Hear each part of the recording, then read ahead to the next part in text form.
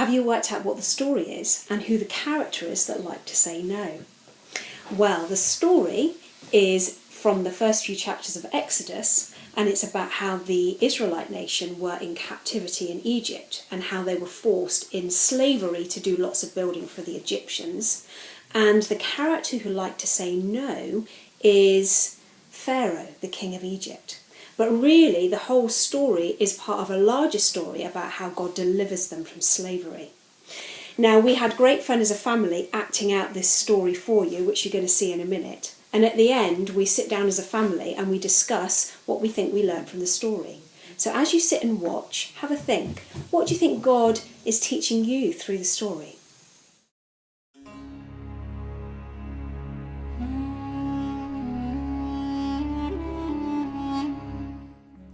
Remember the story of Joseph. That's how the Israelites ended up in Egypt. And at first, everything was fine. But then things changed. Eventually, a new king came to power in Egypt who knew nothing about Joseph or what he had done. There were lots of Israelites, and the Egyptians were worried that they would become too powerful. So they made them slaves, forcing them to build their great cities. Pharaoh, the Egyptian king, had another idea to keep the population down: kill all the baby boys. That's why, when Moses was born, his mum put him in a basket and put it in the river. He was found by the Pharaoh's daughter and was brought up as an Egyptian prince, but he knew he was an Israelite by birth. After he had killed an Egyptian slave master, he had to flee to Midian. But it was there that God spoke to him in a burning bush. God had heard his people, and while they had been building and carrying and lifting and digging for the Egyptians, God had been watching and listening. Now was the time of his action plan. He was going to take them out of slavery and into their own homeland, a good and fertile land, and he wanted Moses to be his spokesman. The problem was, Moses was scared. He came up with all sorts of excuses. He stuttered, "I'm not good at speaking." God was kind to Moses. He showed him signs, and he said he could go with his older brother Aaron, who would help him. They had a clear message for Pharaoh: "Let my people go so they can worship the Lord." But Pharaoh wasn't about to let his slaves go. They did all his building work for him. Who would build his pyramids then? Besides, he didn't believe in their God. The God of Israel wasn't one of the Egyptian gods, and his magicians copied all the signs that Moses and Aaron were showing him. Not only did Pharaoh say no, but he made the Israelites' lives even harder. They had to build the same amount, but they had to also gather the building materials themselves. How unfair! But Pharaoh wasn't trying to be fair. He was cross because someone was challenging him. In Egypt, he was God, no one else. He was so stubborn. So God sent the plagues. First, the River Nile turned to blood. Pharaoh still said no. Then came frogs. Pharaoh said no. Then came gnats. By this point, even his servants thought something strange was happening. Pharaoh's magicians couldn't make gnats appear. They whispered to Pharaoh, "This is the finger of God." Do you think he listened? Unfortunately not. Next came flies, and with them, a new tactic from Pharaoh: bargaining with God. Not a good idea.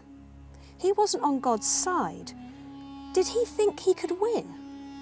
"Okay, you can worship your God, but only in this land." Moses said no. So another plague. All the livestock died, but not where the Israelites were living. "Come on, Pharaoh, wake up. You're not God. Please wake up before it's too late. Now, a plague of boils on both the Egyptians and their animals. Ouch! Pharaoh still said no. Next, a hailstorm. Not just heavy rain, but ice the size of footballs fell from the sky, killing and destroying anything it hit. Come on, Pharaoh. Surely now you'll listen. No. After the hail came the locusts. These are not just annoying, jumpy insects. This is serious stuff because they eat everything. And soon there were no crops left. He wasn't willing to let his old life or his slaves go easily. Time for another bargain with God. Not a good idea. Okay, you can go, but only the men, the children, have to stay here. No, that's not God's plan.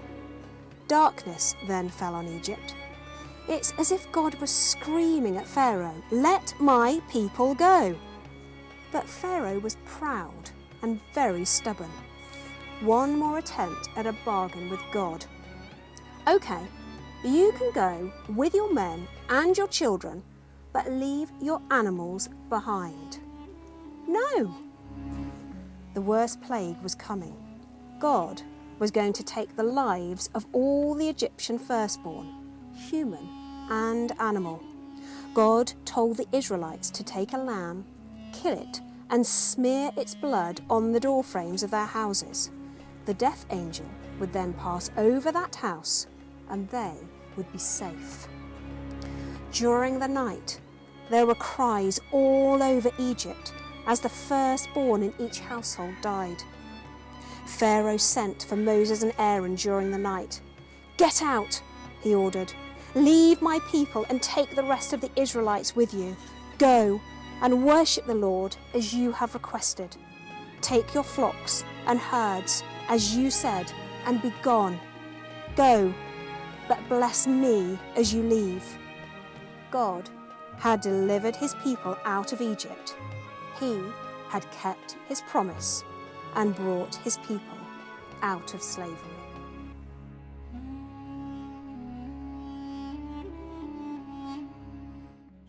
Okay, so we acted out, didn't we, the story of the Hebrew slaves and how they had to do all the building for the Egyptians, but how God rescued them. Yeah. What do we think that we learnt from the story? Have you got any ideas? Maybe that God always keeps his promises. Yeah, that's a good one. So what was the promise that God had?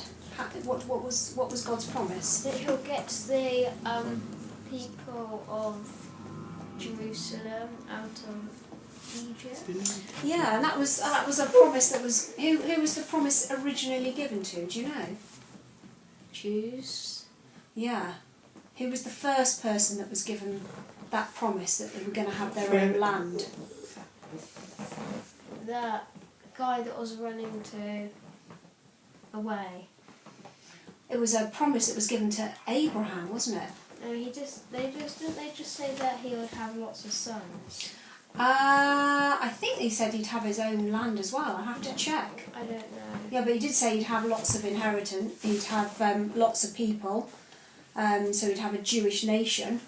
And then the promise was given to Moses that he would then deliver them, and God was faithful through all of that, wasn't he? And they'd have this land that the Jews would then inherit. Did God promise that it would be easy?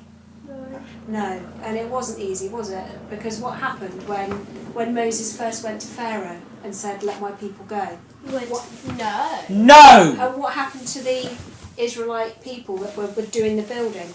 To No! work hard. They had to work even harder. So actually their lives got worse and got harder. So God was faithful and God kept his promise, but God didn't promise that their lives didn't immediately get easier. So when God gives us a promise, we've got to keep our eyes on him and not necessarily what's happening immediately, because sometimes things might get worse immediately. That's what happened in the story, wasn't it? What did you learn from the story? I don't know. What about the character of Moses? Oh yeah. What's the character of Moses? Why did God choose him? I don't know. Because he's good? Well, was he good at talking? No. No, and God said, I want you to do all my talking for me. Yeah. So I wonder why God chose him. I don't know. I don't know. Why do you think God chose him? Because he wasn't good at what God was asking him to do. Yeah. That's interesting, isn't it? Do you think God chose him because he loved him? Yeah. Because of who he was rather than what he could do? Yeah.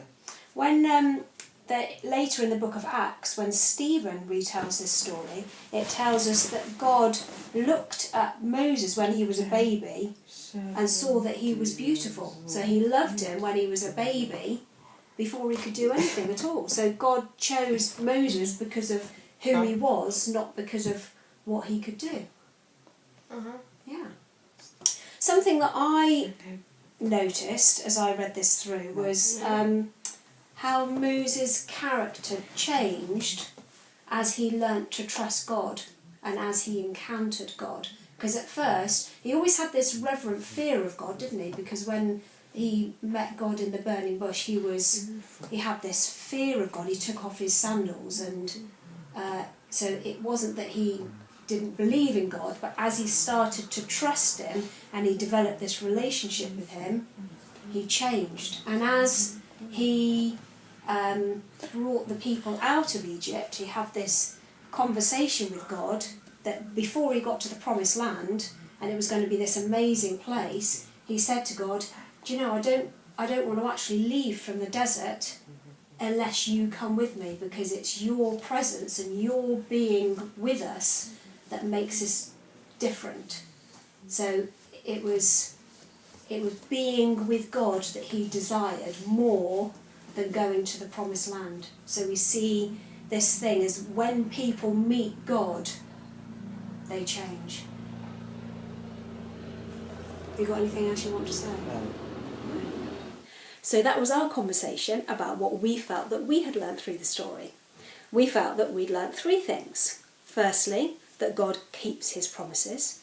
Secondly, that God sometimes chooses unexpected people, but we depend on his strength and not on our abilities. And thirdly, that when we meet and we encounter God, we change. Why don't you pause the video and have a chat to the people that you're with or somebody that you know, and ask God to show you what you could learn through the story.